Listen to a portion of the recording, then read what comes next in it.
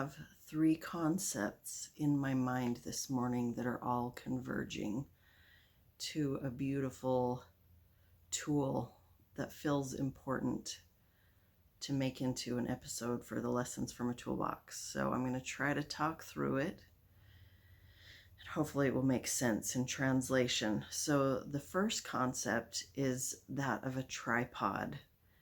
A tripod is really helpful because it is so stable. There's 3 points making contact with the ground, and that's one of the reasons it makes it so effective for taking videos and pictures, because it is so stable. In relationships, triangles are sometimes helpful and sometimes not. I was introduced to this concept. My sister shared with me a podcast by Jennifer Finlayson Fife about triangulation in relationships.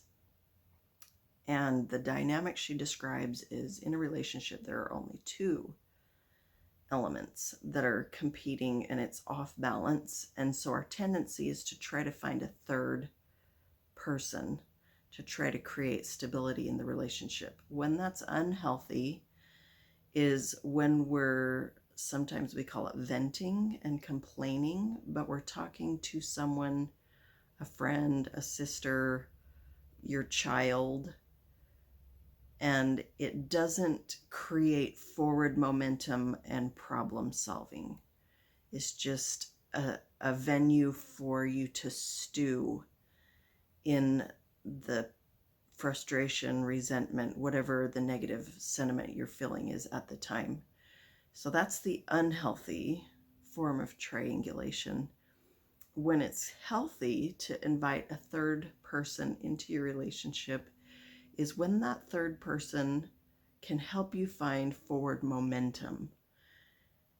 And that can be with a therapist, a trained family and relationship specialist, someone that has tools that can help you find resolution, can help you learn new ways of thinking about the challenge, that gets you out of the negative rumination cycle and into a forward problem solving mindset.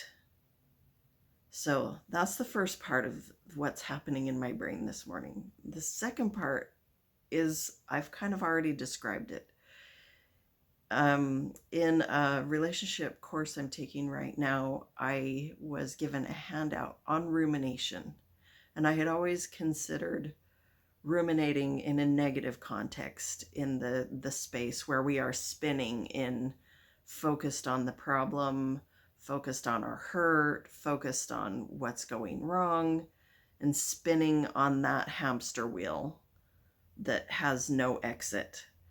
And this handout that I was given showed that part of it, but also talked about the idea that rumination can be helpful and constructive if, instead of focusing on the problem, we're focused on problem solving. So that was really kind of mind-blowing and helpful to me, to realize it's okay to let my brain think about problems as long as I'm focused on looking for a solution and not just stewing in the cycle that's unhelpful. So that handout and Jennifer Finlayson Fife's description both kind of went hand in hand. They were two ideas that I was like, oh, I see that.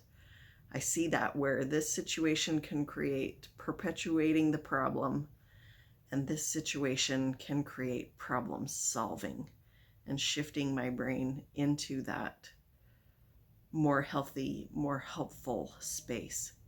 So this morning I was listening to Brene Brown's Atlas of the Heart, and in chapter 4, she is describing awe and wonder, and in those spaces, how when we're feeling awe, we have a sense of appreciation and connection. And when we're in wonder, we also have that sense of appreciation and connection, but there's an element of a desire for more understanding. And so we might go and check out a book about something that we were wondering about. But the phrase that she coined that I loved in this context of awe and wonder and rumination and problem solving, she coined the phrase, the zone of optimal confusion. And the way she describes it is brilliant. If you're interested, take a look at her book or take a listen. This idea that when we're in the zone of optimal confusion, we show up with curiosity. And I've heard other life coaches and mental health relationship professionals talk about the power of being curious, that if you can show up when there's a conflict or a question in a relationship, if you can show up with curiosity, how much more helpful that is. And so it was a beautiful tying together of all of these concepts. The zone of optimal confusion leads us to a space where we're looking for answers. We're looking from a problem-solving mindset and getting out of the unhelpful rumination, triangulation, things that we kind of do as a default that kind of feel good in the moment but aren't really helpful.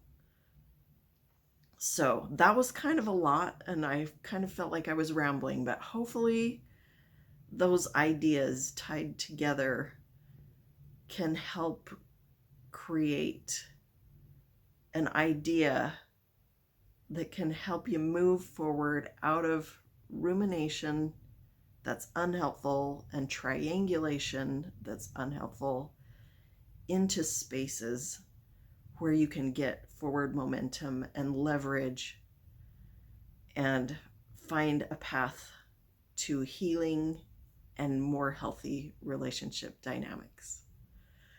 Give it a try, and I'd love to hear how it goes for you, because that's next for me is, okay, now that I have this idea, I need to try to figure out how to actually implement it when this situation comes up for me. So, sending my love. Hope these tools are helpful to you, and I hope they're helpful to me too.